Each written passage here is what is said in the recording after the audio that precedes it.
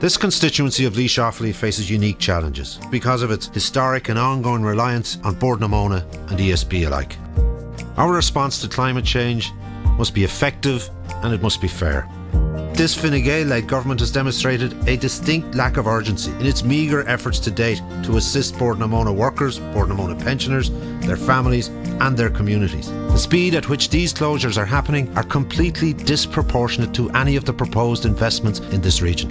Fianna Fáil in government will provide a real and a just transition fund for Bord na Móna workers, for their communities and indeed the entire county of Offaly. So the eyes of future generations will be upon us and our policies as we develop employment opportunities, attract investment and maximise existing resources and local expertise while also working towards a low carbon economy. If you want the commitment that is required to tackle just transition and address climate change in a fair and effective manner, then vote for me, Barry Cowan and Peter Ormond in order of your choice.